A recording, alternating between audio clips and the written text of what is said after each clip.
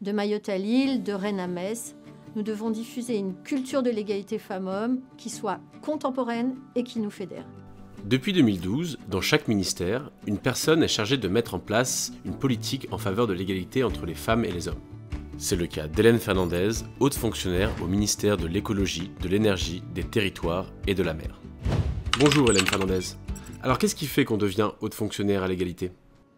En fait, il n'y a pas de portrait robot pour ce poste et c'est ce qui fait la richesse de notre réseau. Dans mon cas, j'ai commencé ma carrière en urbanisme, loin de ces questions d'égalité en théorie, mais pas si loin dans la pratique. Il y a 4 ans, j'ai choisi cette mission avec la conviction que la fonction publique devait être exemplaire et surtout qu'il n'y aurait pas de développement durable sans égalité femmes-hommes. Ce qui m'a motivée, conduire des chantiers complexes avec de nombreux partenaires et surtout voir des projets se réaliser. L'égalité femmes-hommes est un vaste sujet, alors par quoi commencer ? Il faut déjà savoir où on veut aller. La société change, les attentes du gouvernement aussi. En fait, faire progresser l'égalité aujourd'hui, c'est pas comme en 1990. Alors, qui aurait pensé qu'il y aurait des obligations pour que les femmes accèdent enfin aux emplois de direction ? Et qui aurait pensé que les congés paternité pourraient atteindre 28 jours ? Dans nos ministères, ce sont près de 40 000 agents qui travaillent, dont 44% de femmes. Nous devons à chacun leur garantir l'égalité professionnelle, faire progresser la mixité des métiers et aussi surtout lutter contre le sexisme. C'est pour ça qu'on définit un plan d'action égalité.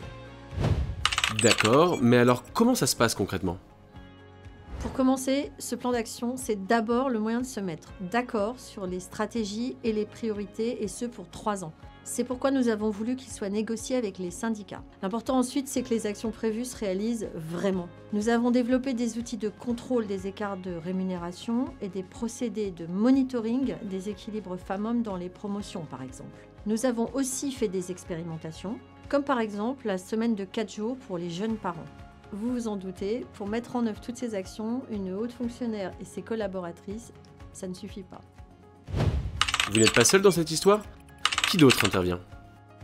Mener toutes ces actions ne serait pas possible sans le réseau de nos référents égalité. Ils sont 80, ils sont présents à tous les niveaux et servent de courroie de transmission et aussi d'innovation sur le terrain. Plus largement, c'est l'ensemble des acteurs des ressources humaines qui sont en première ligne dans tous les services. Idéalement, l'égalité professionnelle, c'est l'affaire de tout le monde. C'est justement l'objectif que d'embarquer l'ensemble des agents dans cette démarche d'amélioration. De Mayotte à Lille, de Rennes à Metz, nous devons diffuser une culture de l'égalité femmes-hommes qui soit contemporaine et qui nous fédère.